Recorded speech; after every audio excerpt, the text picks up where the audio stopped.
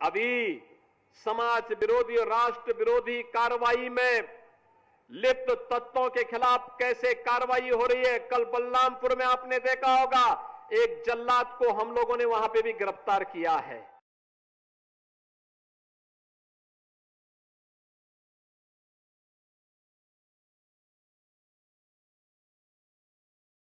और बलरामपुर में एक घर पर बुलडोजर भी चल चुका था।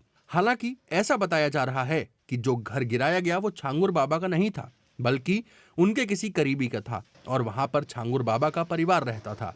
तो आइए जानते हैं कि ये पूरा मामला क्या है और कौन है छांगुर बाबा जो सुर्खियों में बने हुए हैं।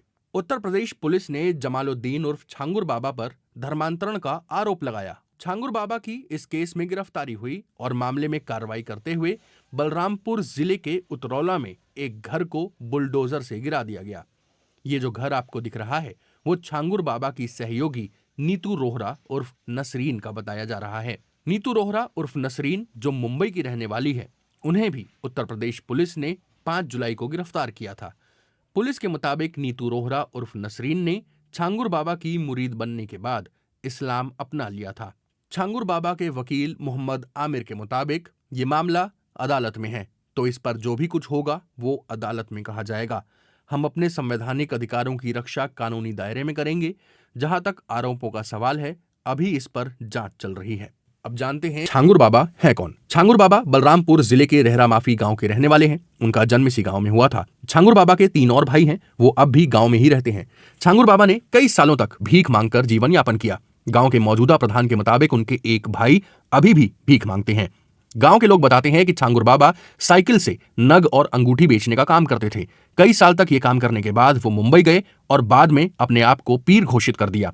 छांगुर बाबा 2 बार 2005 से 2010 और फिर 2015 से 2020 तक अपने गांव रेहरा माफी के प्रधान भी रहे। इसी कस्बे के चांदौलिया दरगाह के पास उन्होंने अपनी एक बैठक भी बना ली। वहीं पर मुरीदों का आना जाना था। जिस घर को गिराया गया है उसके निर्माण को लेकर वसीउद्दीन उर्फ बब्बू चौधरी से छांगुर बाबा का विवाद शुरू हुआ। स्थानीय लोगों के मुताबिक निर्माण में तय रकम को लेकर विवाद बढ़ा था। स्थानीय लोगों ने बीबीसी को बताया कि बब्बू चौधरी ने लगभग 1 साल पहले उनके खिलाफ अवैध धर्मांतरण की शिकायत की थी। इस शिकायत के बाद कई संगठनों ने प्रशासन से कार्रवाई की मांग की थी। छांगुर बाबा के खिलाफ प्रवर्तन निदेशालय यानी ईडी ने भी केस दर्ज किया है। जिस घर को गिराया गया है उसके निर्माण को लेकर वसीउद्दीन उर्फ बब्बू चौधरी से छांगुर बाबा का विवाद शुरू हुआ। आइए जानते हैं इस मामले पर यूपी पुलिस ने क्या कहा है। 5 जुलाई को छांगुर बाबा और जमालुद्दीन और उसके प्रमुख सहयोगी नीतू उर्फ नसरीन की गिरफ्तारी की गई थी। आज 7 दिवस का रिमांड यूपी एटीएस द्वारा इन्वेस्टिगेशन के दौरान इन दोनों मुख्य अभियुक्तों का लिया गया है। इनसे इस गैंग के सभी गतिविधियों, इनके मनी ट्रेल, इनके द्वारा अर्जित अवैध संपत्तियां इत्यादि की जानकारी की जाएगी।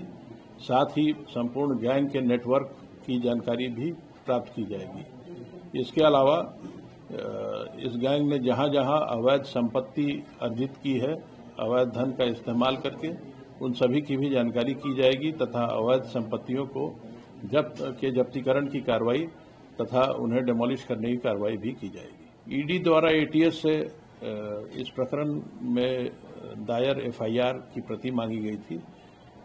इसके अलावा और कोई जानकारी इस मुख्यालय के स्तर पर उपलब्ध नहीं है।